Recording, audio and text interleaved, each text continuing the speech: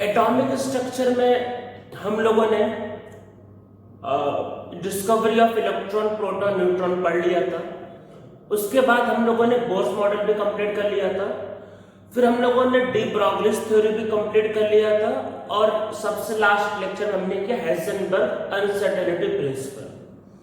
अब देखो, जब डी ब्रॉगली ने बोला कि सारे पार्टिकल के अंदर डुअल नेचर होता है, इवन इलेक्ट्रॉन के अंदर भी कैसा नेचर है, dual nature, means electron can behave as particle as well as wave. और हाइजेनबर्ग ने क्या बोला कि आप एक साथ इलेक्ट्रॉन, मतलब आप एक साथ इलेक्ट्रॉन का पोजीशन और मोमेंटम नहीं निकाल सकते, मींस माइक्रोस्कोपिक बॉडी का आप मोमेंटम और पोजीशन एक साथ नहीं निकाल सकते।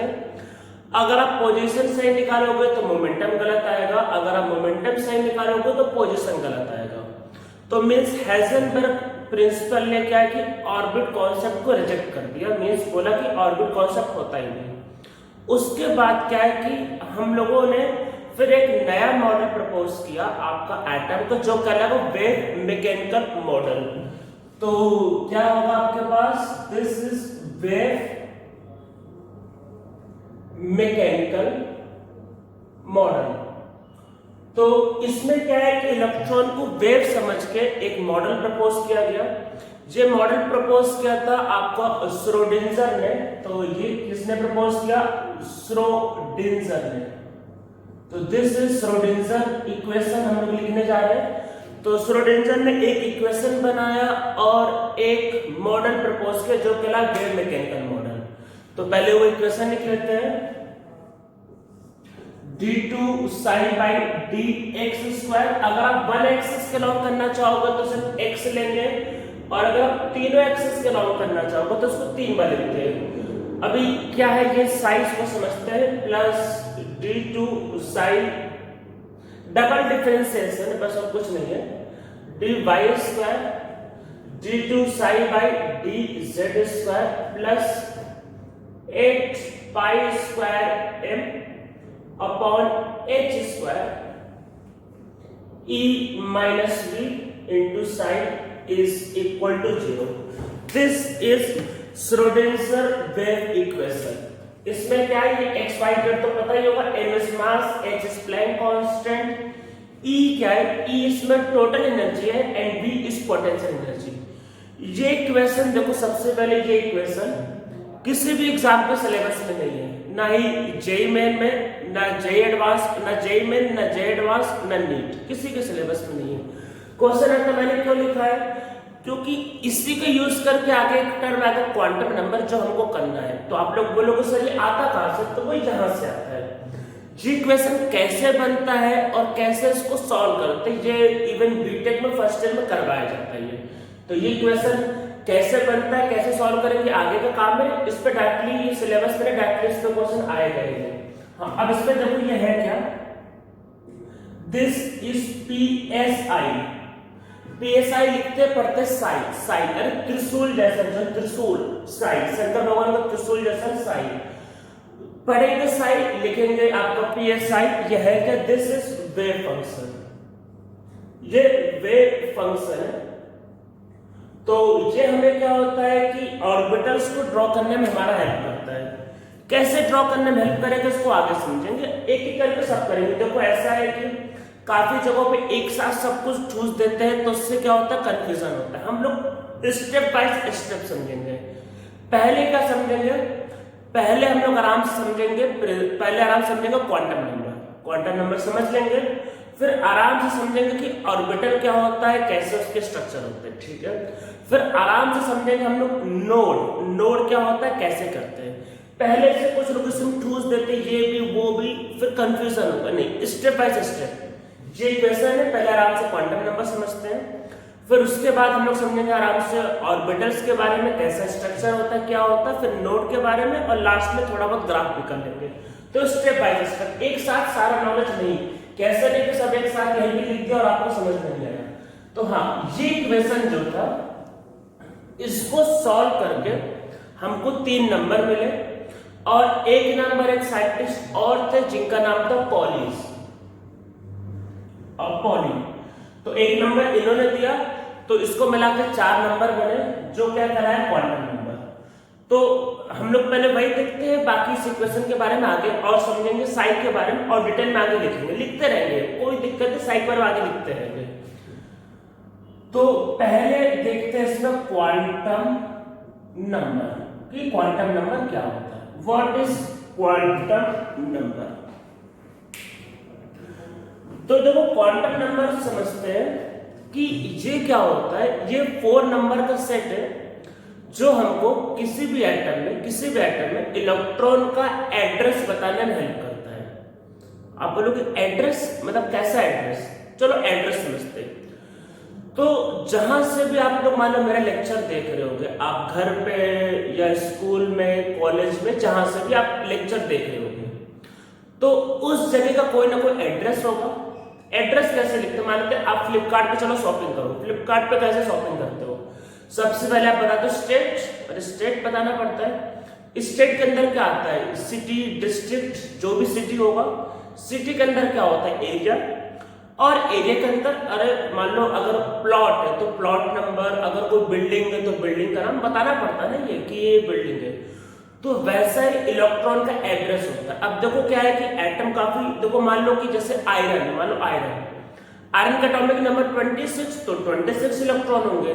तो अगर हमें मानते हैं किसी इलेक्ट्रॉन का पोजीशन पता करना है, मतलब उसका एड्रेस पता करना है, तो हमको डिटेल पता होना चाहिए ना कि वो किस मेन शेल में है, किस सब शेल में है, तो हमको उसके बारे में सब कुछ पता होना चाहिए।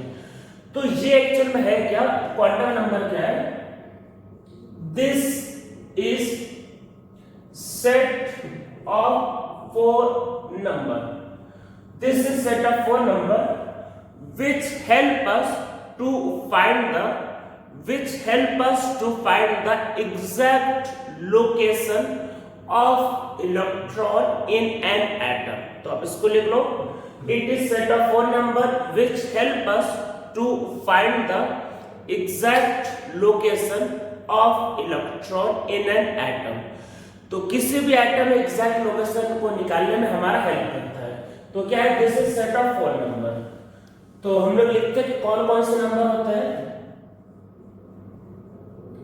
First is principal quantum number, ठीक है, प्रिंसिपल क्वांटम नंबर।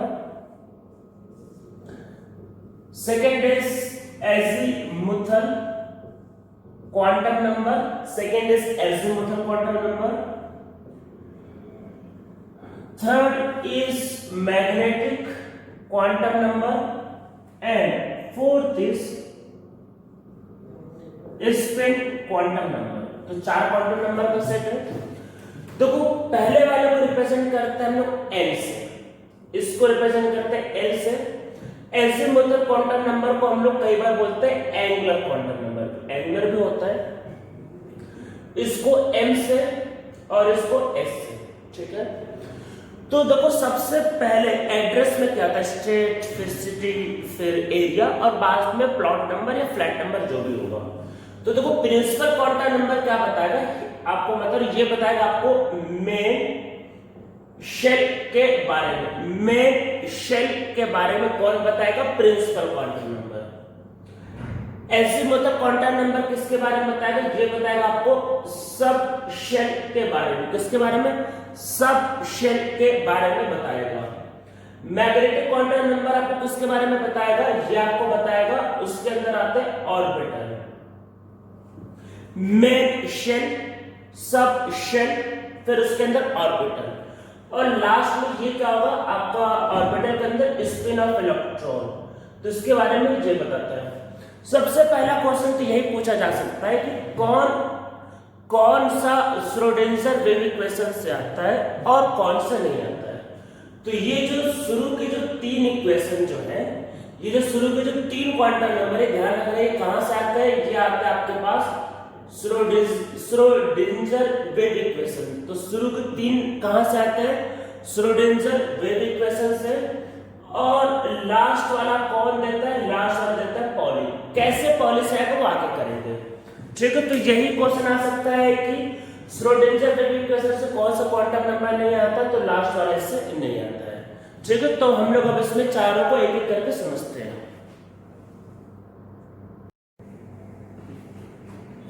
तो सबसे पहले हम लोग करते हैं प्रिंसिपल क्वांटम नंबर।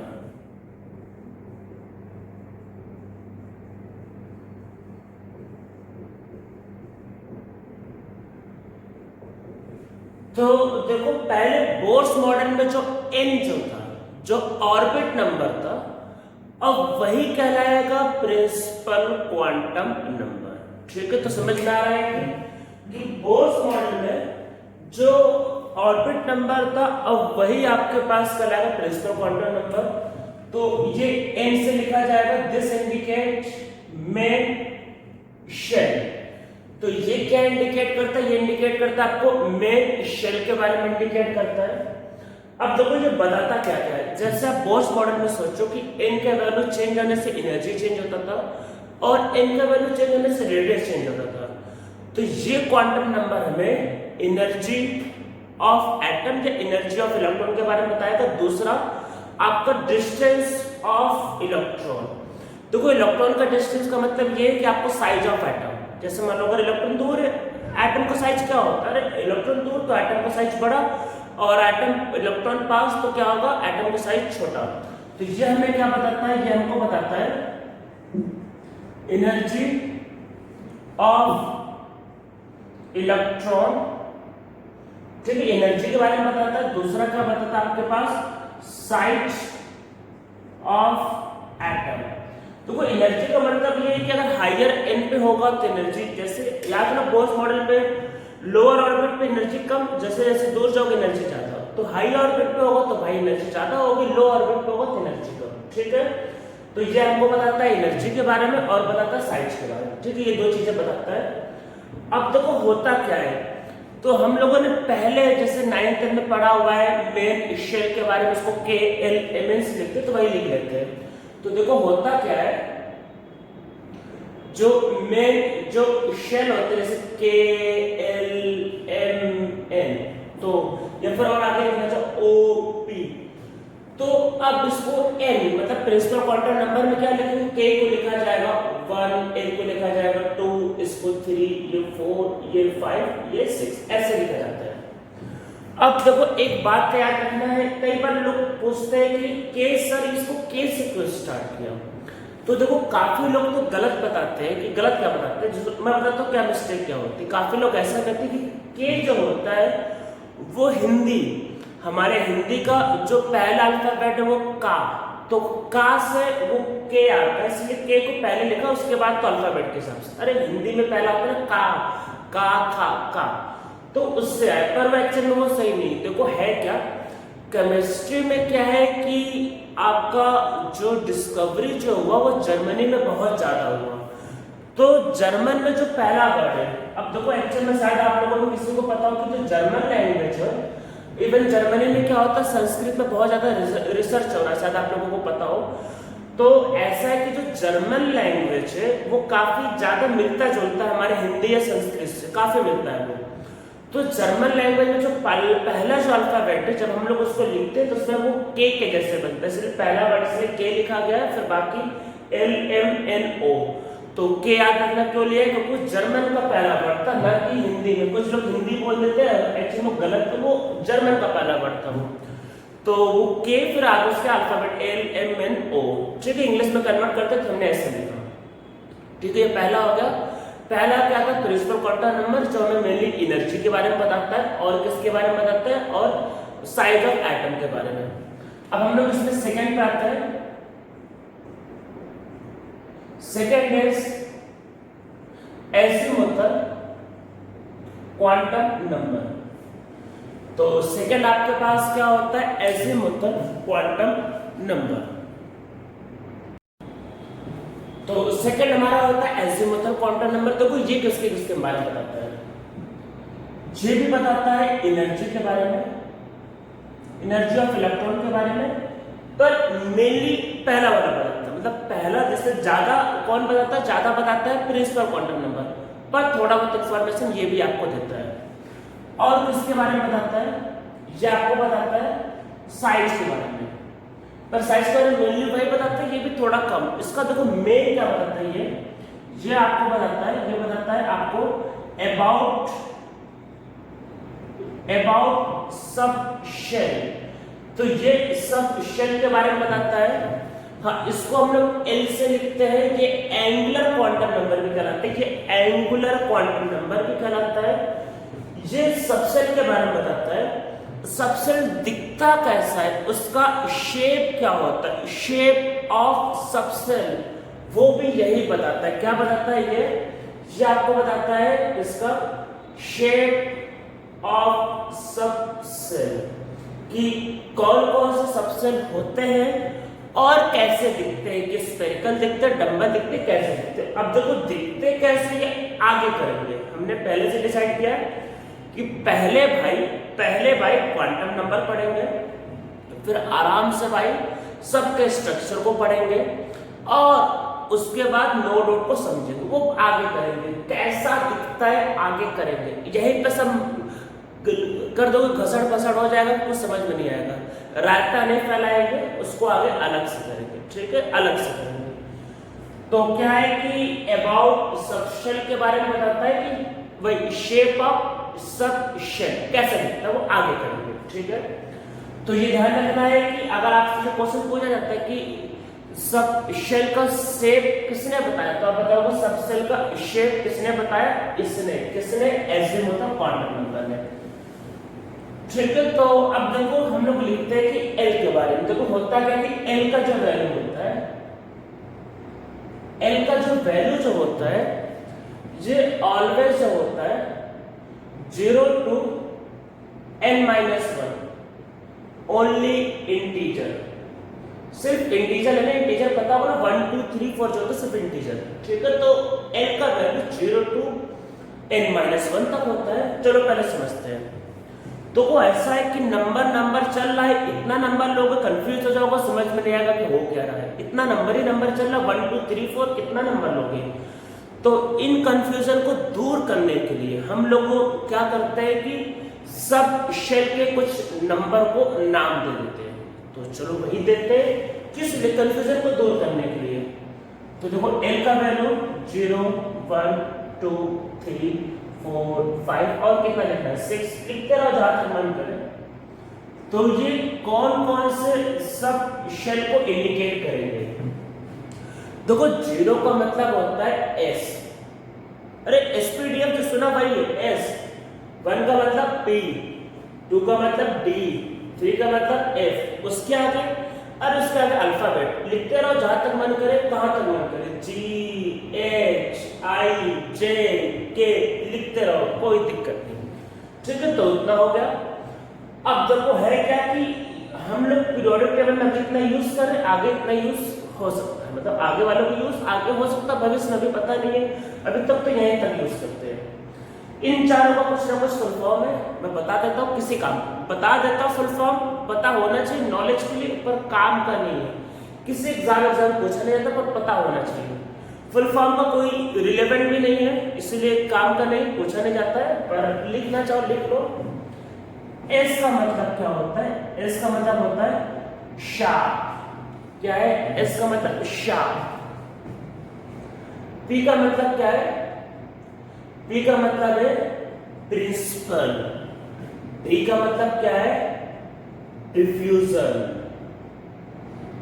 और एफ का मतलब क्या है फंडामेंटल। तो ये इनके फुल फॉर्म है, ठीक है। तो इसको लिख लो पहले सब लोग।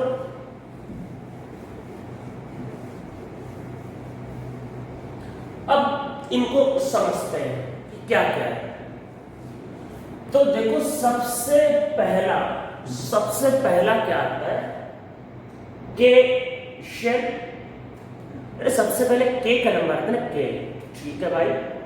के के लिए एन का वैल्यू 1, तो एल का वैल्यू अरे 0, 1 रखोगे 1 - 1 0 आ गया, तो इसको क्या लिखा जाएगा, तो वो 1, एन का वैल्यू 1, तो 1 बताना पड़ेगा ना, और 1 0, अगर 1 0 लिखोगे तो पता चलेगा 10, कंफ्यूज हो रहा, समझ में नहीं आ रहा कि क्या है, तो कंफ्यूजन को दूर करने के लिए 0 को क्या बोला है एस, तो ये क्या है 1s। अभी आप s ना लिख के 0 लिखते तो आपको लगता है 10 है, तो आप कंफ्यूज होते कि क्या है 10, और ऐसे तो पता ही नहीं चल पाता, क्योंकि आगे तो ये के एल 1 2 3 4 आगे वो 10 भी आता, मतलब भाई 1 2 अरे K1 L2 M3 आगे वो भी 10 आता, और ऐसे कर लिखते पता नहीं चलता, तो कंफ्यूजन होता ना ये। उन कंफ्यूजन को दूर करने के लिए L0 को क्या बोला S, तो ये क्या बोला समझ में आ गया, ऐसे लिखते हैं इसको। दूसरा N शेल, तो N शेल में क्या होगा, N इक्वल टू 2, N की वैल्यू भाई 2, तो L की वैल्यू देखो, हाँ देखो मैंने ऐसा कहीं नहीं बोला कि ये 2 है तो यहाँ पर 2 रख दो तो 2 माइनस 1 1 है, ऐसा कहीं नहीं। हर बार 0 to n माइनस 1 अगर मुझे वैसा लिखना होता तो मैं ये लिखता ना कि L इक्वल टू होता है n माइनस 1, मैंने ऐसे तो लिखा ही नहीं कि n माइनस 1 है, मैंने लिखा है 0 to n माइनस 1, मतलब देखो मैंने क्या है, मैंने L equal to n minus 1 नहीं लिखा ना, मैंने तो बोला नहीं कि हमेशा n माइनस 1 को, मैंने लिखा 0 to n माइनस 1, तो हर बार आपको वैल्यू 0 to n माइनस 1 तक लेना है। तो अगर आप 2 को यहाँ रखो तो 2 माइनस 1 कितना आएगा 1, अरे 2 को यहाँ रख दो तो 2 माइनस 1 कितना आएगा 1, तो 0 से लेकर 1 तक तो क्या था वैल्यू आएगा 0 और 1, इसको क्या बोलते हैं, दिस इज 2s, अरे 2 और s और 2 और p, अरे 1 तो p ऐसे लिखा जाएगा। फिर जैसे आगे 3 m शेल, m शेल क्या आते हैं, m का वैल्यू 3, तो l का वैल्यू 0, 2 आएगा ना 3 माइनस 1 तो 0, 1, 2, तो ये क्या क्या होगा, this will be 3s 3p 3p। ठीक है, आगे आप ऐसे लिखते रहना, कोई दिक्कत नहीं, जहां तक मर्जी करे लिखते रहो, ठीक है, लिखते रहना।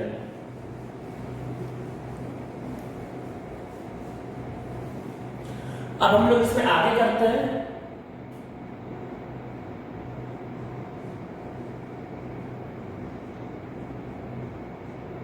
अफवाह। देखो सबसे पहली बात, अफवाह किसी साइंटिस्ट का नाम नहीं है, आपको देख के लगा साइंटिस्ट का, मेरे कोई साइंटिस्ट का नाम नहीं है, तो है क्या, ये जर्मन वर्ड है जिसका मतलब है एनर्जी, समझ में आया, लिख लो, ये एक जर्मन वर्ड है विच मींस एनर्जी, ठीक है, इसका मतलब एनर्जी होता है, तो हम लोग किसका लिख रहे हैं, एनर्जी का प्रिंसिपल। तो हम लोगों ने लिखा एनर्जी ऑफ, वही शेल को निकालने के लिए तरीका, उसके लिए बताया एनर्जी ऑफ सब शेल कर लो या एनर्जी ऑफ इलेक्ट्रॉन कर लो, इलेक्ट्रॉन बोलना चाहिए एनर्जी ऑफ इलेक्ट्रॉन कर दो, कोई दिक्कत नहीं, तो उसका फॉर्मूला n प्लस है, एनर्जी ऑफ सब शेल या energy of electron n plus है, जिसका n प्लस l भाई ज्यादा उसकी एनर्जी ज्यादा, बस। अब क्वेश्चन आता है 2 का सेम हो गया था, तो अगर 2 मान लो किसी 2 की n प्लस l सेम हो गया, तो उस केस में जिसका n ज्यादा उसका एनर्जी ज्यादा। तो लिखते हैं क्या पॉइंट, पहला as value of n plus l increases, increase का सिंबल ऊपर का है, as value of n plus l increases energy increases, तो जैसे जैसे भाई n प्लस l की वैल्यू बढ़ेगी एनर्जी बढ़ेगी, ठीक है। अगर किसी 2 सब शेल के लिए या 2 इलेक्ट्रॉन के लिए n प्लस l का वैल्यू अगर सेम हो गया, अगर ये वैल्यू सेम हो गया, तो उस केस में जिसका n का वैल्यू ज्यादा उसकी एनर्जी ज्यादा, ठीक है। If 2 sub shell have same value of n plus l, if 2 sub shell have same value of n plus l, then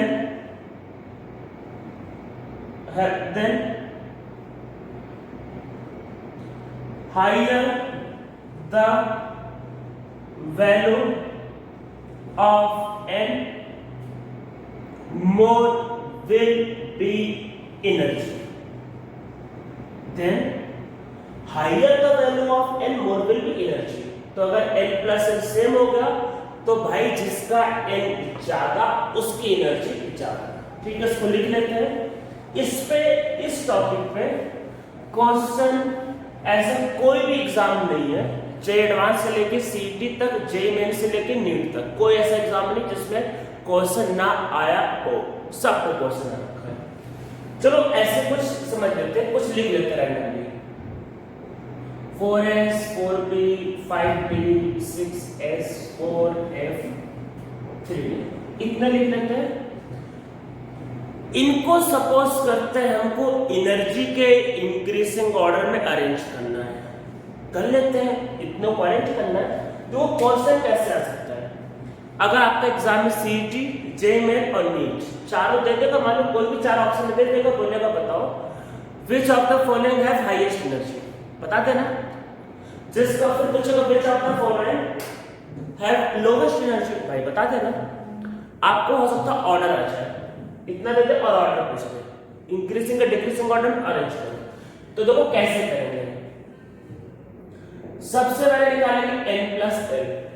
देखो ये n क्या है जो लिखा हुआ है 4, और s के लिए l का वैल्यू 0 है, 0, तो ये कितना 4, ये 4, और p के लिए l का वैल्यू 1। अरे याद करना होगा कि 0 1 2 3 जो लिखा है, l का वैल्यू याद करना होगा, p के लिए 1, तो कितना है 5, ठीक है। जी कितना है 5 और प्लस 2, अरे d का वैल्यू 2 होता है ना, तो कितना है 7। जे क्या 6 और s का वैल्यू 0, 6 4, और f के लिए l का वैल्यू 3, दिस इज 7 एंड 3, और इसके लिए d के लिए क्या होता है, d के लिए l का वैल्यू 2, तो 5, ठीक। अब अरेंज करते हैं। n प्लस l सबसे कम किसका है, इसका, तो सबसे कम एनर्जी 4s, ठीक है। पहले ठीक है, पहले कहा था n प्लस l देखना, चुपचाप देख लिया भाई, सबसे कम 4। अब देखो इसका भी 5 और इसका भी 5, इसका भी 5 और इसका भी 5। मैंने क्या बताया सेकंड पॉइंट, अगर n प्लस l भाई सेम है तो उस केस में जिसका n ज्यादा उसकी एनर्जी ज्यादा, 5 और 5, ठीक है। इसका n कितना है 4, इसका n कितना है 3, तो किसका n ज्यादा, इसका, तो किसकी एनर्जी ज्यादा, इसकी। अब पहले n प्लस l देखना है, और अगर वो सेम हो गया तो जिसका n ज्यादा उसकी एनर्जी ज्यादा, तो किसका n प्लस l ज्यादा है, इसका ज्यादा है, तो इसकी एनर्जी ज्यादा है। तो पहले दोनों को सेम, अब इसका n ज्यादा तो इसकी एनर्जी ज्यादा, उसके बाद क्या होगा 3d, उसके बाद 4d, ये 6s। अब उसके बाद देखो जे भी 7, जे भी 7, n प्लस l सेम आ रहा है 7 7, किसका n ज्यादा, इसका n ज्यादा, जिसका n ज्यादा उसकी एनर्जी ज्यादा, तो क्या होगा 4f और फिर 5, ये इसका एनर्जी होगा। तो जे एडवांस जैसे एग्जाम में ऑर्डर आ सकता है, या जे मेन सीईटी एग्जाम में मिनिमम पूछे, ये मैक्सिमम पूछे, नीट जैसे एग्जाम में आ सकता है। तो समझ में आप पा रहा होगा। तो अब इसी ऑर्डर के बेसिस पे, इसी ऑर्डर के बेसिस पे, इसी अफबाव प्रिंसिपल पे, इसी ऑर्डर के बेसिस पे, इसी अफबाव प्रिंसिपल पे पूरा का पूरा इलेक्ट्रॉनिक कॉन्फ़िगरेशन बना। कौन सा? अरे जो मॉडर्न वाला, जो आप लोगों को 9th 10th में जिसको पढ़ने का बहुत क्रेज होता है, वही वाला जो पूरा इलेक्ट्रॉनिक कॉन्फ़िगरेशन इसी से आता है। लिखते हैं कैसे, 1s, अरे पहले वाले में सिर्फ 1s होता है, अभी तो बताया। 2 वाले में 2s और 2p, अरे n इक्वल टू 2 पे l 0 और 1। 3 वाले में 3s 3p 3d। 4 वाले में 4s 4p 4d 4f। 5 वाले में 5s 5p 5d 5f 5g। इसके आगे, ठीक, इसके आगे ऐसा है कि 6s 6p 6d। इसके आगे लिखने का मैंने लिख लो, काम नहीं पड़ेगा, जरूरत नहीं आएगी लिखने का। आपका लिखने का मैंने तो लिख लो, जरूरत नहीं है, ठीक है। लिखने का मैंने लिख लो 6f, जहां तक मन करे gh लिखते रहना, जरूरत नहीं पड़ेगी। 7s 7p बहुत है, 7d जरूरत नहीं, इट इज 80। अरे जरूरत नहीं कुछ लिखने, कितना बहुत है। अब इस पे आजकल अभी लॉकडाउन पे रामायण देखा होगा आप लोगों ने, लॉकडाउन चला था, रामायण आ रहा था, तो रामायण पे भगवान श्री राम क्या मारते, तीर। तो हमको वही बनाना, तीर से बनाने, तो वो तीर बनाते सबको तीर मार देते हैं। ये पहला तीर, दूसरा तीर, तीसरा, चौथा, तो वो तीर मारते जा रहे, इसमें एक साथ 3-3 तीर।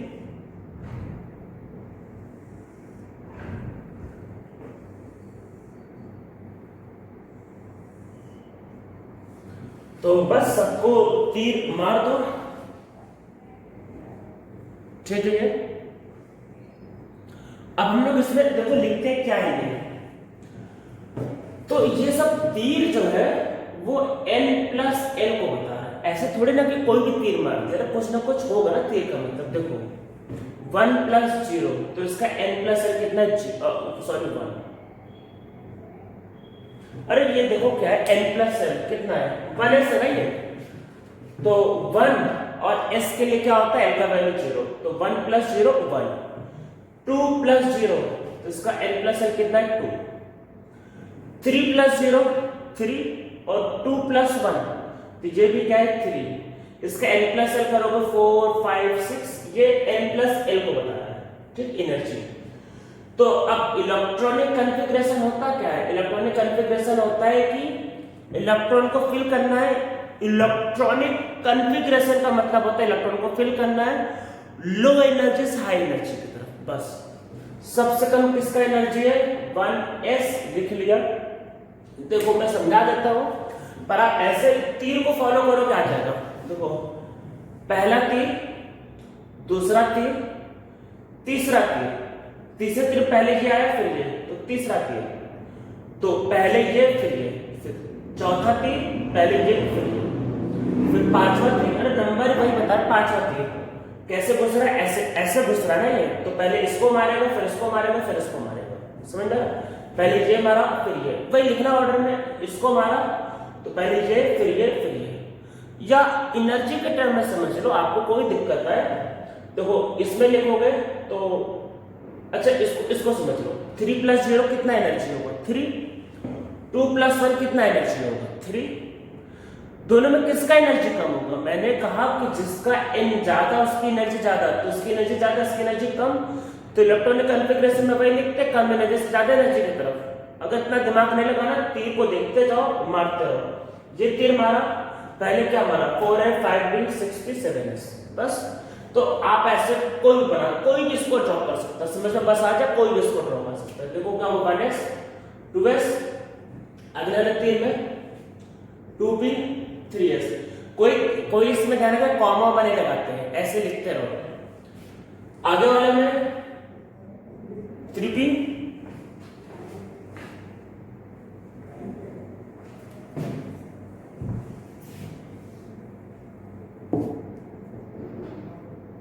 1s 2s 2p 3s 3p 4s, फिर इस वाले में 3d 4p 5s, फिर लिख लो।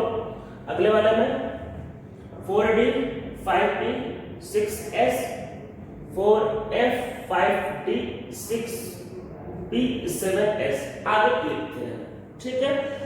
तो यही हमारा होता है इलेक्ट्रॉनिक कॉन्फ़िगरेशन। तो क्या होता है, हमने सबको अरेंज किया एनर्जी की इंक्रीजिंग ऑर्डर में। तो आपको इसके आगे भी लिखने का मन करे तो आप लिख लेना, आपको समझ में आ जाएगा। तो वो तीर क्या बताता, तीर बताता n+l का वैल्यू, ठीक है। अब देखो हम लोग लिख लेते हैं, कुछ चीजें आगे एक्सप्लेन मैं कर दूंगा, आगे मैं बता दूंगा कैसे है, अभी बस लिख लो, ठीक है। एक एक करके चीजों को पढ़े, देखो ज्यादा पढ़ोगे तो कंफ्यूज हो जाओगे, रास्ता नहीं फैलाना है, चीजों को क्लियर करना, स्टेप बाय स्टेप समझना है। तो क्या है कि सब शेल और मैक्सिमम नंबर ऑफ इलेक्ट्रॉन, देखो मैक्सिमम बताया है तो उससे कम हो सकता है। जैसे मान लो अगर आपके पास 1 लीटर का पानी का बोतल है तो ये कोई रूल थोड़ी ना कहते कि 1 ही लीटर पानी है, अरे आधा भी तो आ सकता है, उससे कम भी ले सकते हैं। तो मैं मैक्सिमम बता रहा हूं, इसका मतलब ये नहीं कि आप सब बोलोगे कि मैक्सिमम, अरे उससे कम भी आ सकता है। तो क्या होता है, S P D F G और लिखना है एच, लिख लो इतना बहुत। एस के लिए कितने इलेक्ट्रॉन मैक्सिमम आएंगे, 2। उसके आगे सब में 4 बढ़ाते जाओ, 4 क्यों बढ़ रहा है आगे समझेंगे, अभी कोई जितने आगे पढ़ेंगे 10 14 4 बढ़ाते 18 22, इतना बहुत है। अरे इतने भी लिखोगे तो 200 तक एलिमेंट कवर हो जाएगा। अभी तो डिस्कवरी 120 हुए, मैंने आपको 200 तक का बताया, 200 को बोलकर 250 तक कवर हो जाएगा, तो इतना बहुत है आपके लिए 22 तक। तो अब हम लोग क्या करते हैं, इलेक्ट्रॉनिक कॉन्फ़िगरेशन लिखना सीखते हैं, कैसे लिखा कैसे जाता है। स्टार्ट करते हैं लिथियम एटॉमिक नंबर 3 के साथ, ठीक है। देखो 3 है तो कैसे लिखोगे, पहले 1s, ठीक है 1s। s में मैक्सिमम कितने इलेक्ट्रॉन आ सकते हैं भाई, आप बोलोगे 2, तो अब देखो 1s2, इसको पढ़ा ऐसे आता है पोएम के जैसे 1s2, इसको ऐसे नहीं बोलना है कि 1s का पावर 2, इसको क्या बोलते हैं, इसको बोलते हैं 1s2, इसको 1s2 ही पढ़ना है। तो क्या 1s2 पढ़ना है, कितने इलेक्ट्रॉन थे 3, कितने लिख दिए 2, कितने बचा 1 बचा, तो आगे 2s1 1s2 2s1, ऐसे कहानी पोएम के जैसे पढ़ना, पोएम के जैसे। और लिखते चलो क्या लिखा जाए, ऑक्सीजन 8 इलेक्ट्रॉनिक कॉन्फ़िगरेशन 1s2, कितने इलेक्ट्रॉन होते हैं 8। देखो एटॉमिक नंबर रूल तो ये कहता है एटॉमिक नंबर याद होना चाहिए, मैंने हमेशा लेक्चर में बोला एटॉमिक नंबर याद होना चाहिए, एटॉमिक मास दिया रहता है। अभी आप अगर क्लास 11th में हो तो 20 25 तक या 30 तक याद होना चाहिए, और बाकी धीरे धीरे याद हो जाएगा, करवा दिया जाएगा। अभी इतनी कोई जल्दी थोड़ी ना है कि अभी सब याद करें, याद करवा दिया जाएगा, पर अभी आपके लेवल पे 20 30 तक पता होना चाहिए। ऑक्सीजन 1s2 8 इलेक्ट्रॉन, तो 2 फील हो गए। 1s के बाद अगला नंबर किसका आएगा, देखो 8 इलेक्ट्रॉन है, 8 सबसे पहले कॉन्फ़िगरेशन में सबसे पहले क्या था 1s, तो 2 इलेक्ट्रॉन फील होगा, 1s पे 2 आ सकते थे, कितने बचे 6। उसके आगे क्या होगा 2s2, ठीक है 2 2 4, देखो 2 2 4 फील हो गए, 8 से 4 फील हो गए, कितने बचे 4, तो आगे 2p4। देखो मैंने लिखा है कि p में मैक्सिमम 6 इलेक्ट्रॉन आएंगे, 6 से कम आ सकते हैं, मैंने ऐसा कोई रूल तो है नहीं कि 6 से लेना, 6 से कम आ सकते हैं, ज्यादा नहीं पर कम आ सकता है। और एग्जांपल चलो लेते हैं, क्या लिया थे AN13, इसको लिखते हैं 1s2 13 का 2 लिख दिए, 2s2 2p6, 2p6 p में मैक्सिमम 6 इलेक्ट्रॉन आ सकते हैं। 13 में कितने हो गए 10 हो गए, 2 2 और 6 10 हो गए। उसके आगे 3s2 और 3p1 हो गया। और लिखते चलो आयरन 26, ठीक है, तो क्या आएगा 1s2 2s2 2p6 3s2 3p6, कितने हो गए 18 हो गए। 3p के बाद देखो अगला नंबर तो 4s का, तो 4s2 कितने हो गए 20। अब देखो इसके बाद आता 3d 26 पे यहाँ तक 20 फील होगा, कितने बचे 6, तो यहाँ पे कर दो 6, ठीक है। और आगे करते हैं चलो ब्रोमीन एटॉमिक नंबर 35, तो 1s2 2s2 2p6 3s2 3p6 4s2, कितने होते हैं 35 होते हैं, 20 हो गए। इसके आगे 3d, d में कितना आता है 10, 30 हो गए, 20 प्लस 10 30, उसके आगे 4p5। आप लोगों को अभी ये सीरीज याद नहीं होगा, कोई दिक्कत नहीं, एक बार अच्छे से वर्ब प्रिंसिपल को लिख के तीर को मार मार के सीरीज लिख लेना, और देख देख के लिखते रहो, धीरे धीरे देख देख के लिखोगे, धीरे धीरे आदत पड़ जाएगी। और इसका जो भी इसको याद करने का जो ट्रिक होगा आगे समझेंगे, पहले ट्रिक नहीं समझना होता, आगे पहले मेहनत करनी होती है, पहले मेहनत करो, ट्रिक क्या होगा आगे आगे के लेक्चर में समझ लेंगे कि कैसे करते हैं। तो ये हो गया ब्रोमीन। एक चलो बड़ा एलिमेंट कर लेते हैं, आप लोगों का बहुत पसंदीदा एलिमेंट, बहुत पसंद होता है सबको, मरकरी। मरकरी करते रहते, मरकरी लिक्विड है, मरकरी लिक्विड है, मरकरी के लिख लेते हैं। मरकरी ध्यान रखना, मरकरी पॉइजनस होता है, मरकरी बॉडी के अंदर नहीं जाना चाहिए, मर जाओगे। मरकरी हाथ में लो, मान लो थर्मामीटर में है, लिक्विड होता है, उसको तोड़ो, हाथ में लो, बॉल के जैसे होगा, वो आपके हाथ में बिल्कुल नहीं चिपकेगा, पर खेलते खेलते बॉडी में आया तो मर जाओगे। सिर्फ मरकरी आजकल बैन हो गया है, पॉइजनस होता है, हाथ में आएगा कोई दिक्कत नहीं, बॉडी के अंदर नहीं जाना चाहिए। एटॉमिक नंबर 80, इसको लिखते हैं 1s2 2s2 2b6, कितने हो गए 10, चलो भाई 10 हो गए। इसके आगे 3s2 3b6 4s2, कितने हो गए 20। इसके आगे 3d10 4p6, काउंट करो कितने हो गए 36। फिर इसके आगे क्या होगा, इसके आगे आएगा 5s2 4d10 फिर 5p6। तो देखो यहां तक काउंट करते हैं और फिर 6s2 यहां तक काउंट करते हैं। 2 + 2 + 6 10 2 6 2 20 30 36 38 48 54 56 56 हो गए। अब इसके आगे देखो 6s के बाद है 4f, सीधा सीधा 14 का जंप, 4d10 70 और इसके आगे 5d10। This is 5p. This is 5s 4d 5p. This is 5p. ठीक है, तो ये हमारा कॉन्फ़िगरेशन है।